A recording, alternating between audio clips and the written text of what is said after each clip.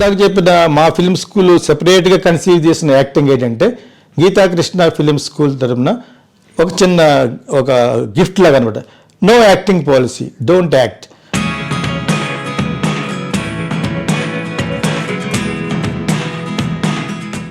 ఒకసారి ఫేస్బుక్లో ఇలా పెడితే ఒక అమ్మాయి నన్ను అడిగింది, మీ యాక్టింగ్ స్కూల్లో ఏం నేర్పిస్తారంటే యాక్టింగ్ తప్ప అన్నీ నేర్పిస్తామని చెప్పాను. అదేంటి అన్నా అనమాట. నువ్వు చమత్కారంగా అడిగా, నేను కూడా చమత్కారంగా చెప్పాను.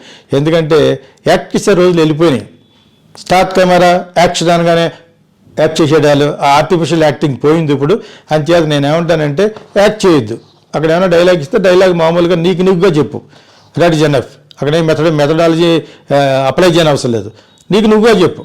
ఎవరో ఉండారు, ఎవరో సురేష్, ఒక అమ్మాయి ప్రమీళ, ఎవరో అమ్మాయి ఉంది. వాళ్ళిద్దరు కూడా మీరిద్దరు ఎలా మాట్లాడుకుంటారో అలా మాట్లాడుకోండి. నేను దాన్ని ఎక్కువ సపోర్ట్ చేస్తాను. ఇందులో ఒక సటిల్ యాక్టింగ్ అనేది నిగూఢంగా ఉంది. ఇందాక చెప్పిన సటిల్ యాక్టింగ్ ఉంది. అవసరమైతే వాడు ఎవడన్నా కాఫీలో పోసేట్టుకొని రియాక్ట్ అవ్వటం, జనరల్గా ఎలా రియాక్ట్ అవుతాం? That is called no acting policy. You're not acting, you're reacting. You're not acting, you're reacting, which is called no acting policy. Acting policy ఉంటుంది. ఒక రైలు పట్టాలు దాటుతూ ఉంటాం, వెళ్ళిపోతుంది ట్రైన్, ఇలా అంటాం కదా, ఆ గాలికి ఆ సౌండ్కి. That is called no acting policy. You're not acting, you're only behaving. So there is an element of subtle acting. ఇందాక చెప్పుకున్న సటిల్ యాక్టింగ్ ఇందులో ఉంది. బట్ నో యాక్టింగ్ పాలసీకి దీనికి difference, thin line of difference. అంటే ఇక్కడ అసలు యాక్ట్ చేయకూడదు. అంటే ఇవి సాధారణంగా దీన్ని ఎక్కడ వాడతారంటే ఆడూరు గోపాలకృష్ణ, శ్యామ్ బెనగల్, కొన్ని ఆర్ట్ సినిమాలు భరించలేకుండా ఉండే అంత స్లో సినిమాలు ఉంటాయి. లైక్ ముఖాముఖం, మధులికల్ అనే అడూరు గోపాలకృష్ణ సినిమాలు, ఎలీ పతాయం, ఈ సినిమాలన్నీ అవార్డు విన్నింగ్ అని గొప్ప డైరెక్టర్. కానీ నో యాక్టింగ్ పోతాడు, యాక్ట్ చేయరు, అలా కూర్చుంటారు అనమాట.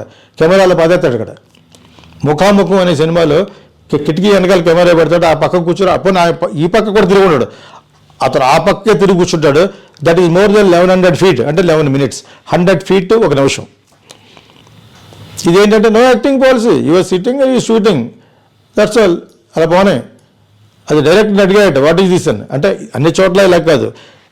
నో యాక్టింగ్లో కొంచెం సరదాగా ఉండి ఫాస్ట్గా ఉండి కూడా చేయొచ్చు. కాకపోతే ఇది నో యాక్టింగ్ పాలసీగా ఉండి ఎగ్జాంపుల్ ఆఫ్ మూవీస్ చెప్తున్నాను అనమాట.